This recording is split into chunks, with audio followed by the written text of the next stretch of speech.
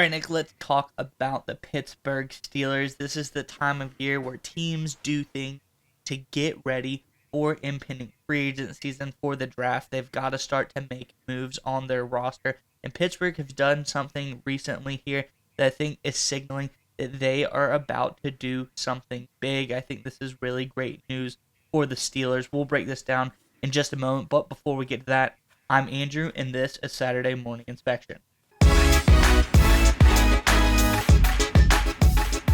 All right, Nick, as I alluded to, the Pittsburgh Steelers have made a move that I think is signaling they're going to be doing something big going forward. Let's get into the article, or the tweet rather.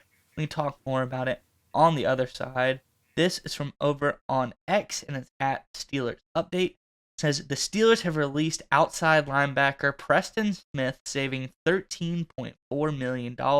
Pittsburgh now has a little over $56 million in cap space.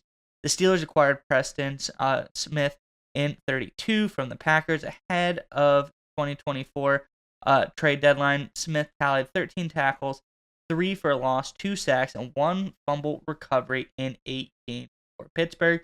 Solid player, but move off of him. I think this opens up an absolutely massive amount of cap space for Pittsburgh. I wonder what that could lead to. I'm curious what your thoughts are on this one, Nick. But before we get to you, Steelers fans, in the comment section below, I think we have free agency upon us. This is a roster that on defense, they're really great. On offense, I think there's some help that needs to be had. But let us know, what do you think free agent-wise going forward? If this team is opening up a lot of cap space, who do you think they should add free agent-wise to this roster? Whether it's a position group or there's a player that you like in particular, let us know some of the options that you're thinking is going to happen in the comment section below. But nonetheless, Nick, what do you think about this latest out of Pittsburgh? It's not necessarily the move. I think everyone kind of expected the move at some point, just the way Smith's contract was structured. And obviously, the Steelers didn't give up a lot to get Smith when they traded for him from the Green Bay Packers. But it's the timing of it that really matters, right? So if you look at the rules when it comes to salary cap and the league gear and things like that, there are basically 2 major constraints.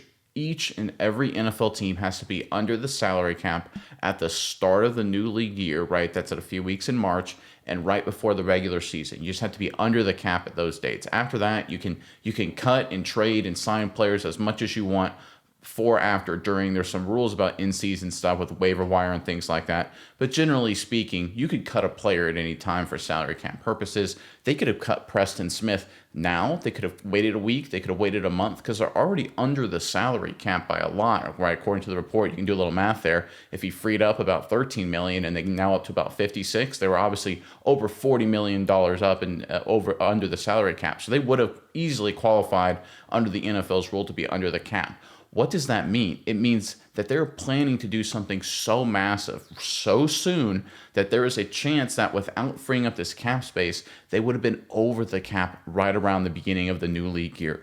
That's important. So keep that in mind.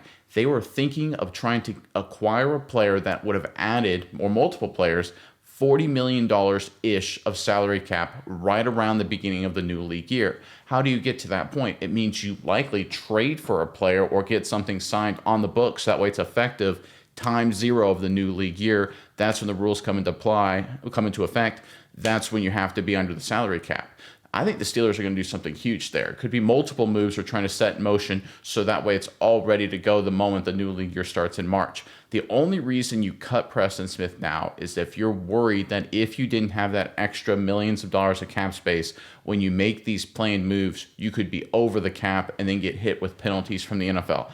That's the only reason to make this move. Otherwise, why not wait a month, right? Why not wait till March 30th, April 4th?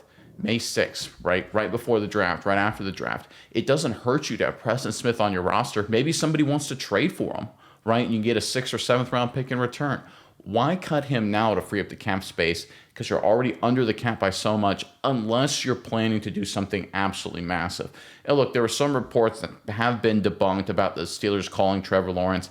I think that was hogwash. But I think the general theme of that report is accurate, in which case the Steelers are calling a lot of people. I think they're planning a bunch of mega deals. I wouldn't be surprised, Steelers fans, if over the coming weeks and days we see the Steelers get a bunch of people to agree in principle, whether free agents or trades, to come to Pittsburgh. This was the first domino to drop. They're freeing up this cap space so that way they have a lot of flexibility to make sure they're still under. And the fact that they have $50 million plus in cap space and they're worried about being over the cap, it means big moves are coming.